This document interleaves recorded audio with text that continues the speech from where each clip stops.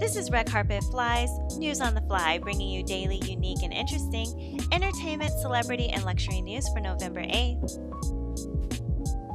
First look, Viola Davis as Michelle Obama in The First Lady.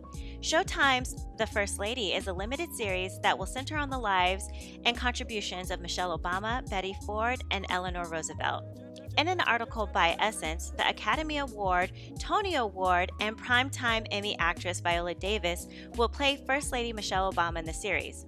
There is no official release date for The First Lady, however, it is slated to debut on Showtime in the first quarter of 2022. Viola Davis also serves as the show's executive producer and will join Gillian Anderson, who plays Eleanor Roosevelt, and Michelle Pfeiffer, who plays Betty Ford. I'm really excited that Viola Davis is playing Michelle Obama. Davis is such a good actress and she really reaches deep down into the soul of the characters that she plays. I think she's gonna be an awesome Mrs. Obama. And I just love Michelle. She is one of the main reasons I voted for Obama. I love that he was married to a smart, highly educated Black woman. She just wasn't some arm candy. I saw her as President Obama's equal and a real partner in the White House, and she did things her way with style and grace. During President Obama's first presidential run, I volunteered for Hillary Clinton and worked in her finance office in New York. A little bit about me, I come from more of a political background, and I was really involved in politics before hopping into the entertainment world. But when I worked for Mrs. Clinton, President Obama, then Senator Obama, entered the presidential race, and I was really conflicted. I really liked Obama, but I really liked Clinton, and that wasn't my first time around Hillary Clinton. I actually met her when I was younger at the White House because I won a poetry contest. I always wanted to work for Hillary Clinton, and I ultimately stayed on for the duration of her campaign, but it was tough for a while. Anyways, getting back to Michelle, I love Michelle and I love Viola, and I think Viola playing her is a good call. Also, I saw some pictures of Michelle Pfeiffer as Betty Ford, and I kid you not, she looks just like her. Can you believe it? Catwoman looks like First Lady Betty Ford. I don't have Showtime, but I might have to get it to see this limited series. Kendall Roy's War Room condo in Succession just hit the market for $23.3 million. Fans of Succession now have a chance to live like a Roy for real. The luxury New York City condo, prominently featured in the current season of the critically acclaimed HBO series, has hit the market for a sky-high price of $23.3 million. The condo is located in the Big Apple's iconic Woolworth building, according to the Robb Report. The 6,711 square foot residence appears in the first few episodes of Season 3 as a war room for Kendall Roy as he conspires to take over his father's media empire. The property was built in 1910, but it was recently treated to a meticulous restoration. Located on the 29th floor, it comprises of 5 bedrooms, 4 baths, 2 powder rooms, making it perfect for a family of media moguls. The true gem of this condo, however, has to be the master suite. It is outfitted with its very own morning kitchen, a walk-in closet, and private access to the 2,770 square foot duplex terrace. It's completed by a master bathroom that comes equipped with a steam shower, freestanding tub, dual vanity, and heated floors. If you can't tell, I'm obsessed with Succession. I listen to the Succession podcast and I watch the various YouTube videos that do deep dives of each character. I'm a total junkie. So when I saw this story, I had to share. And fans of the show would appreciate it. I tried really, really hard, guys, not to be putting Succession stuff in my news reel, but I had to share this.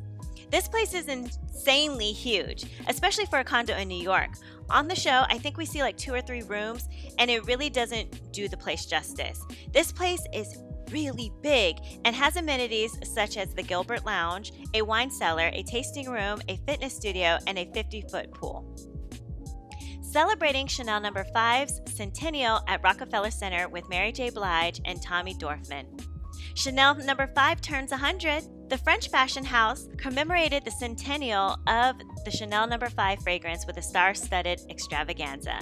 According to Vogue, among the guests were Lily Allen, Christine Forsyth, Natasha Lou Bordizzo, Phoebe Tonkin, and Rebecca Dayan, with special performance by Mary J. Blige.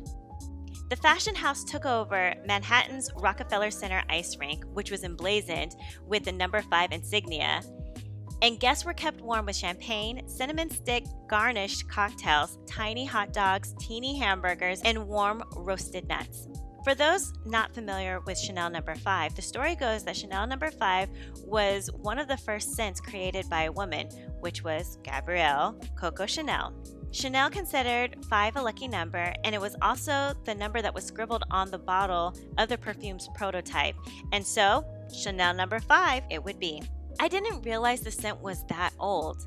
If you have never smelled Chanel No. 5, it's a timeless scent. I love this perfume, and so does my mom, and she's made it like one of her staple scents. As a rule of mine, I don't wear scents that people in my close inner circle wear, because that's like their signature scent, so I don't want to wear their signature scent. But I love this perfume. It's a warm, sweet, but complex perfume, a very sophisticated and alluring type of scent.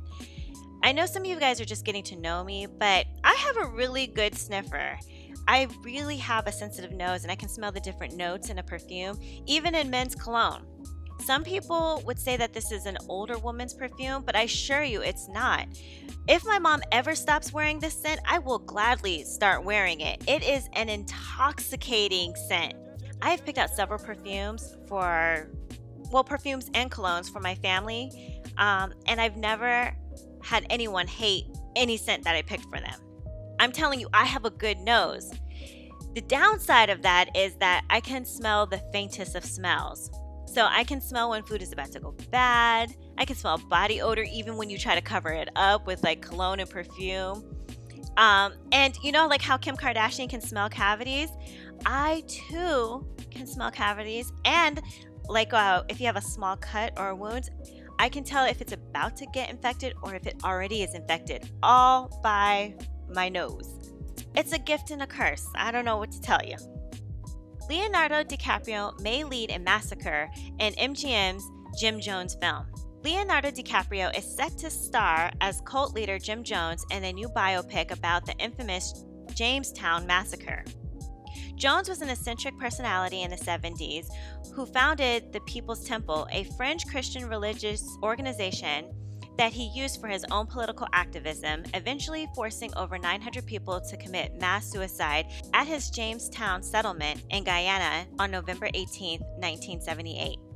According to Screen Rant, DiCaprio announced to Deadline that he's in final negotiations to star and produce a biopic about Jones, which is based on a script by Scott Rosenberg. DiCaprio is expected to play Jones, which would be well within the actor's wheelhouse of larger-than-life biographical characters. There's no word yet on who may direct the feature, nor are there any details in terms of how the story will be approached, but more information will likely shape up as more talent is lined up. I find it really hard to envision Leonardo DiCaprio as this eccentric cult leader, but I didn't think he could play a racist slave owner, and he did a really good job of that in Django Unchained. So I feel like if anyone could play this character, it would be him. When I lived in New York, I dated this guy whose family was from Guyana, and one night, it was just like a regular night, we were playing around, and I said something about, you drank the Kool-Aid, or something like, don't drink the Kool-Aid, because it's like a slang term that is said or that is used to explain being obsessed with someone or being obsessed with something. Anyways, when I tell you this guy was not amused by that phrase, he immediately jumped down my throat about using that particular phrase and said, "Aren't you familiar with Jonestown?" At the time I was not, but he proceeded to tell me what happened in Guyana, and he was not amused at all by that term. We never talked about it again during our short relationship, but it really did hit a nerve with him. And since it hit a nerve with him, I made it a point to learn about what happened. I don't know if he knew people or if he had family that were a part of that congregation. We never talked about it because, like I said, it was a sore spot. But like I said, I definitely educated myself about it. And This guy, he grew up most of his life in New Jersey, but seeing that that was a sore spot, and seeing that I was just uneducated about it, it goes to show you the type of unique issues you have when you're dating interculturally. That was the least of our problems, but those stories are for another time. Well, that's it for Red Carpet Fly's News on the Fly for November 8th. Please follow us on Instagram at Red Carpet Fly and follow our YouTube channel, Red Carpet Fly. Until tomorrow, always stay fly.